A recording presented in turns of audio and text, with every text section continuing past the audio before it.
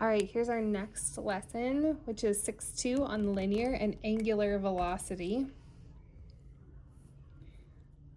So our first word here is angular displacement, or angle of rotation.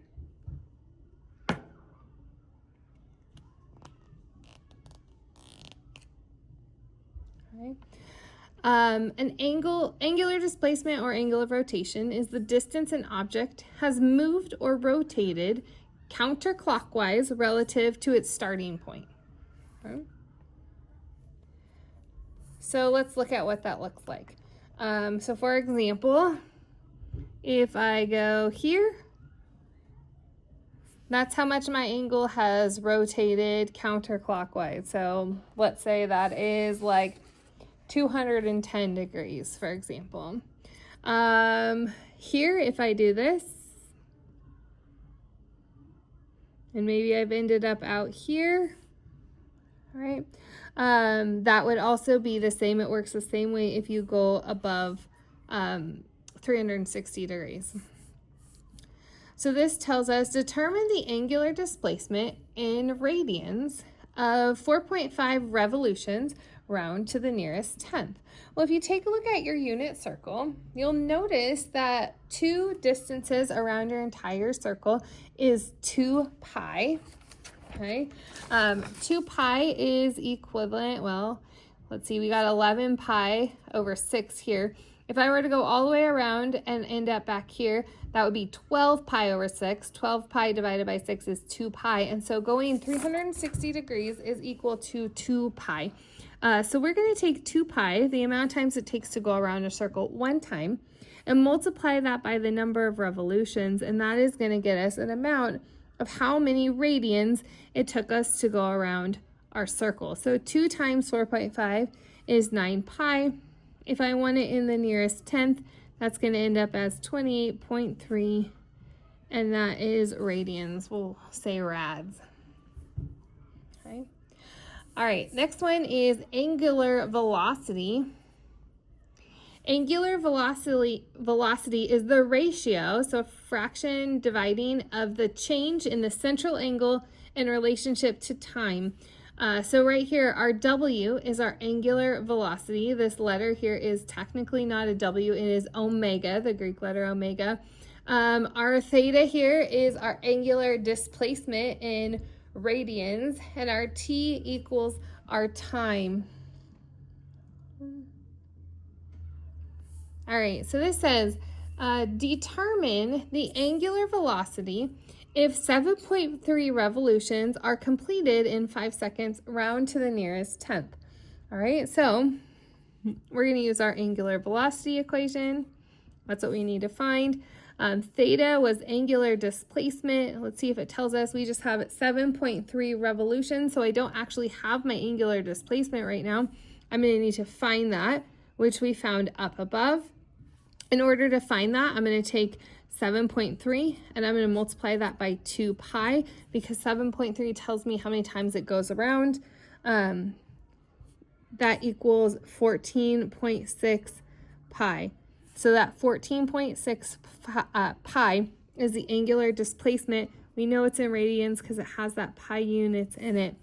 And we intentionally multiplied by that. The next thing I need is my time. My time was 5 seconds here. Okay, for just knowledge as you need your units here, the top, that is a radian unit, that bottom is seconds. So when we solve this out and it gives us an approximation, I put this in my calculator because it says to round to the 10th. I end up with 9.2, and I know this is in radians per second because of my units here. We'll give it an S, radians per second. All right, here's my next one. It says a carousel makes 2.625 revolutions per minute. Convert revolutions per minute into radians per second. All right, so we're gonna have to think about this. We're gonna do a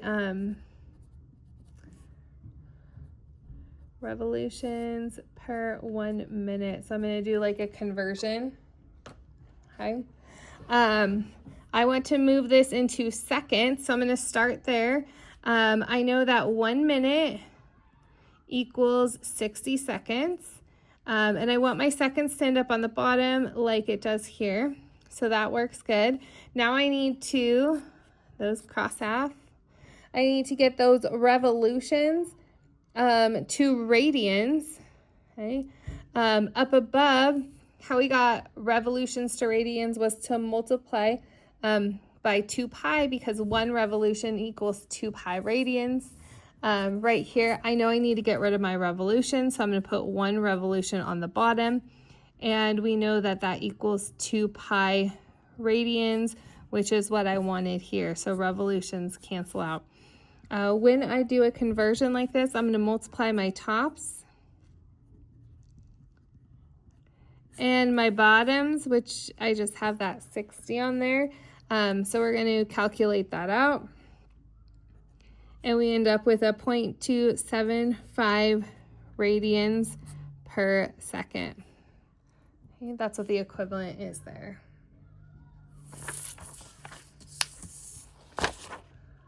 All right, now we're going to talk about our linear velocity. Get it all straightened out for you. So linear velocity, that is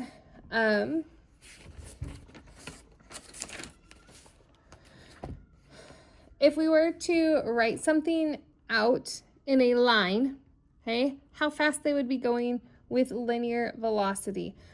So our equation here is that our velocity is going to equal our radius times the angular velocity, which is the central angle,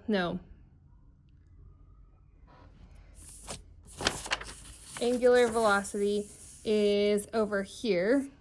Okay, that's our angular displacement over time. So that's what we have here, angular displacement over time, or written out as a W, depending on what the problem gives you. All right, so something to think about when you're talking about linear velocity is we have, if I have these two circles here, okay, these two things, they are going to be traveling at the same velocity. Okay, so you think of something on a merry-go-round. Okay, they're going to go the same velocity, but the thing that we need to think about is they do travel different distances. If I were to take those two lines and stretch them straight out, one is going to be a lot longer than another one. All right, so here's our next problem. It says, determine the velocity of a point rotating at W, so 17 pi radians per second, at a distance of 5 centimeters from the center round to 10. So we need to find our velocity here. I have a W, so I'm using this equation right here, and I'm just going to plug in 17 pi times our 5, and that's going to get me my velocity here. This one was in radians per second. This one is in centimeters. So in the end, our velocity is going to be 267 centimeters per second. Where'd the radians go? We don't need them when there's other units in place. So we have centimeters instead, so the radians go away.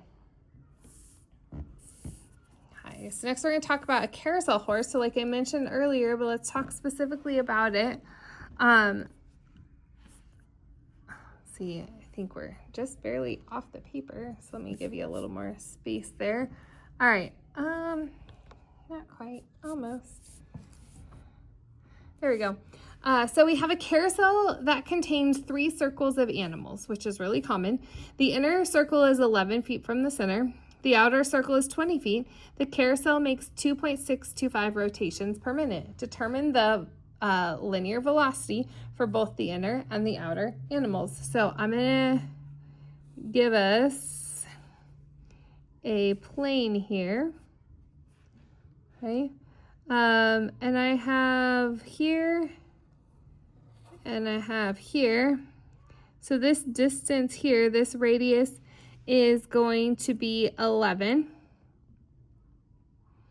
And this whole distance here is going to be 20. Okay, so that's our two levels of animals we're taking a look at. We want to find our velocity. Okay, so we have our rotations per minute. And we need to change those rotations per minute into our for our angular velocity. We need to take those and turn those into radians per minute for our pi here. So we're going to multiply that by 2 pi. So our velocity for our inner animal, I'll write it right here, that is going to be 11, the radius, times that 2.625, but we need to multiply that by pi to turn it to radians per 1 minute. Okay. So now right here I have this 11 feet per minute. When you solve that out, you can put that in your calculator and you find out that it's going 181.4 feet per minute. Okay, going fairly fast for a carousel. My outer animal now, I'm going to take a look at it in the same way. So that's going to be 22. Okay, and then I need to multiply that by 2.625 times 2 pi, same thing, divided by 1 minute. And that velocity here is going to be 329.9 feet per minute. So those are the two velocities of our, the two linear velocities. So you'll notice the one with the shorter radius is technically, in a sense, going slower because it has less distance to be traveling. Okay, last question. The tires on a race car have a diameter of 30 inches.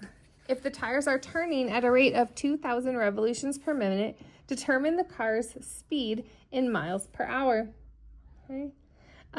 So our linear velocity, which we're going to need to help figure out our speed, our linear velocity is going to be our radius times our W, our angular velocity, which is going to be our radians.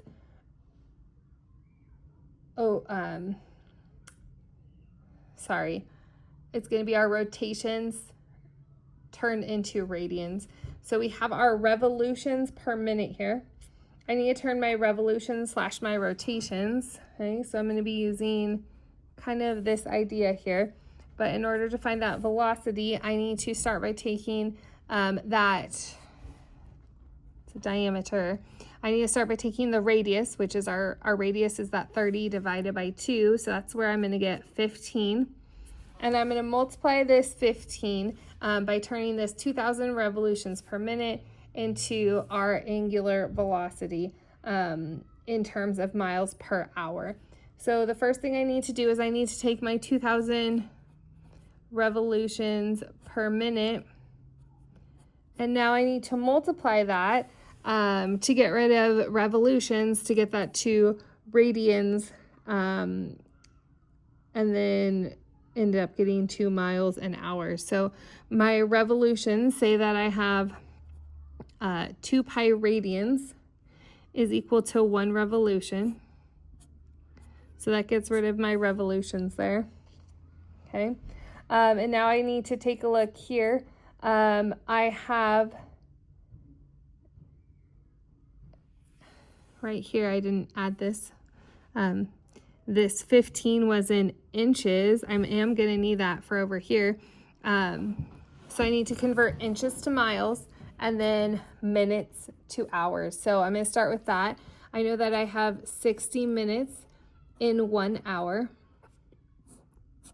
So the minutes and the hours go away. So now I have in miles per hour. That's on the bottom. That's good.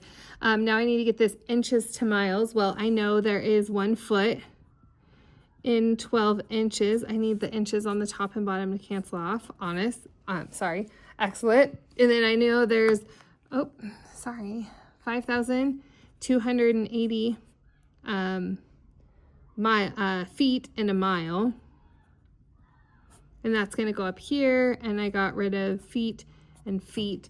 And so all I'm going to have left over right here is hours on the bottom, miles on the top. That's miles per hour. So in order to find that velocity, I need to multiply all of the tops. Okay, so that's 15, 2,000, 2 pi, and 60. That 2 pi got us 2 radians instead of revolutions. And then on the bottom, I need to divide by everything on the bottom. So that's 12 times 5280.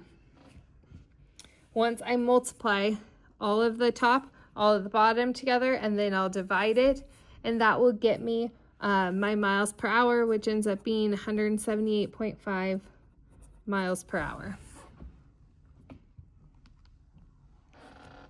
All right, thank you.